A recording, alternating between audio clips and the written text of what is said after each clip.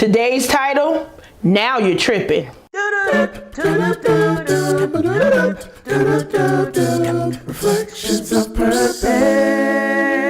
Hi, my name is Karen Sims. Thanks so much for joining us here at Twisted Threads for our Reflections of Purpose. Of course, as always, we try to get right into it. And the topic for today, now you're tripping. Now, I know that seems kind of crazy, or might be taking some people back with that statement there, but I wanted to talk a little bit about what happens after we get the things that we've been working for. So right now it's graduation season, and a lot of people are completing, they're getting promotions, whether it's for a job, whether it's for high school or into college or out of college and into another new opportunity. And a lot of times we are so busy grinding on the things that we need to do to get to the finish line that we almost have a now what moment after we secure the win. So I wanted to talk to us a little bit today about what sometimes happens, and I'm going to call some people out. No, not by name. I'm not going to call you out. But if this is you, I want you to raise your own hand. So you prayed for it. You worked for it. You put in the hours, you put in the sacrifice, whether it is anything from a financial goal or maybe it's a relationship goal. Some of my sisters, I know y'all out there and it's just like, I want that man to find me and I need him to come get me. And then, you find him and he's lovely and smelling good and you like, this is wonderful. And I know pretty soon for me, my youngest son is getting married. And one of those things is like, yes, we get to the race to the altar. And once you get there, I love it when the thought for relationships come in, because you know what happens after the wedding? There's a marriage. Now, most people put in so much time and money and energy. I know my pockets are a little bit slim right now from all of the preparation for the wedding.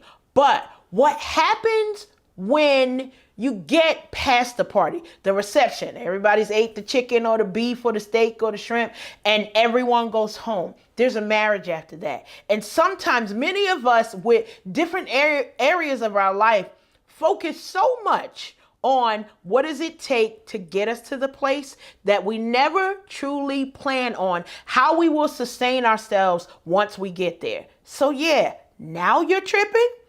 If you put in the preparation beforehand, we get the opportunity not only to figure out how are we going to get to the end goal, but how do we also think about maintaining it once we get there. So let's name a few things that you're going to have to put in some work after you secure the win, after you secure the bag. So you secured the new job.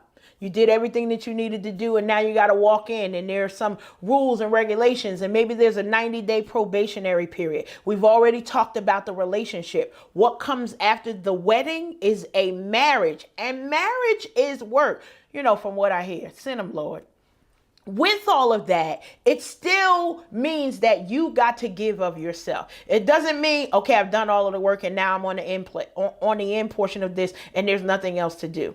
What happens after you lose that 20 pounds that you put on that goal and you've done all of the things you needed to do? You've ate right, you drank your water, you've got enough sleep, you're slimmed down to the place where you need to be. Well, guess what? There also needs to be a maintenance plan. The same thing, if you're thinking about a financial goal of purchasing a home. Well, after you purchase that home, there's still some financial things that you need to do. What? Well, you got to get some lawn care. You need to make sure that there's maintenance in the house. You need to find out what are the other things that you need to do. So for those of you who are like, how did I get here? What in the world? I'm feeling a little bit overwhelmed. Well, we need to figure out, okay, let's take a moment. Now we're here. You celebrated it. You got to check the complaints that you have and bring yourself back to that point when you decided on the reason why you wanted to push forward. So before you got to the goal, you were like, yes, we're going to get this. And, if it took one more mile, then we're just going to walk or run one more mile. That thought just made me tired. I don't know about you, but you put in all of the work. You're thinking about what it's going to take to maintain it. Now you're tripping because you're talking yourself out of the blessing that you prayed for. I know. Doesn't it sound crazy? It sounds crazy to me too. But we often do it because we forget about that balance that we need to create in our lives. And so today I wanted to come on and remind you with our reflections of purpose that the win is about to happen. We're at graduation season right now, and that means that there are going to be some changes. When you think about the blooming of the flowers that come between spring and summer, this is a time where we see things like never before. Our eyesight is different because we're more focused. Why? Well, there's more daylight, so we get to enjoy that. We get to enjoy the company of the people around us. But as we're thinking about the blessing, we want to also think about just a while on the promise that it took. When it came time for you to set that goal, the need for you to get to the finish line was emergent. You were like, I gotta get this. I gotta get this degree. I have to get that man. I've gotta get my body right for whatever the next step is. I have to get my finances in order because this next step is one of the biggest things that I want to do in my life. And you were dedicated.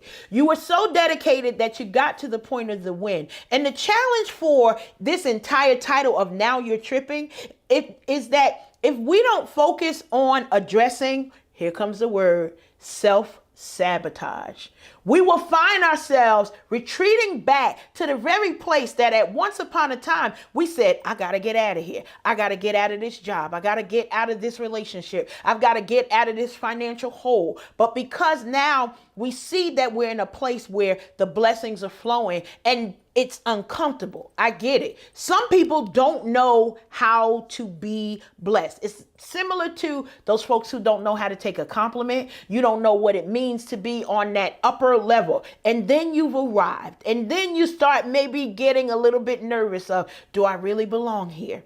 Do I deserve to be here? The answer to these questions is yes. You put in the work. You put in the time. You thought about everything that was going to be needed. You completed all of the prerequisites. And now we're here. We've had the party. Everybody's gone home. I don't know who's cleaning up the mess from the party, but I'm not here for that. So don't call me. But you got to the point where now this is an amazing time in your life and people may ask you about it. How did you do that thing, Joanne? How did you do that thing, Steve? What were the steps that you took? You now become a mentor to people who never done it before. That's you. But if you self-sabotage your thinking and your mindset, you will find yourself in a place that will take you further back than the original starting point that you identified way back when. Maybe it was 4 years ago. Maybe it was 1 year ago. Maybe it was just January because we're a couple of months in. And as we've already done our check-in, we've kind of took our break and our woosah moments. We're ready to continue on. We got to think, so what's to do? Well, first thing, if you feel like you're tripping, chill. You gotta chill out. Enjoy the blessing. Like the favor that's in your life is so important for you to understand because there's going to be people who ask you, how do they mimic what you've already done? But if you're so frantic about, oh my goodness, what's the next thing after this? Or stuck in that place of self-sabotage, you will not only mess up the blessing for yourself, but also for the people who want to find out how to do it. And none of us wants to see you go back. We want to still see you continuing to move forward and win.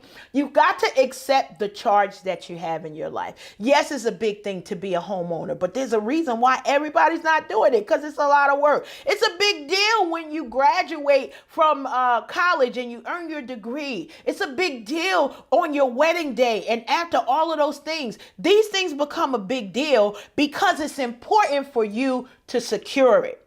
Now, here's where we end this. Be grateful and prepare for the next big thing. How amazing is that? That just having an attitude of gratitude. And if you don't know what to do, we've got a reflections of purpose on that as well. So look, for all my sisters and brothers that I'm saying, now you're tripping, you prayed for this. You worked for this. You sacrificed this. For this, you earn this. Now walk in this like you deserve it, because you do. And we've got to get the charge together so that we can celebrate where we are and prepare for what comes next. Why? Because there's a party after that too. Look, I'm Karen Sims. This is Twisted Threads. I'm glad that you joined us. Remember to like and share the video and subscribe to our YouTube channel so that you don't miss a thing. It's your Reflections of Purpose. Make it an amazing day. Reflections of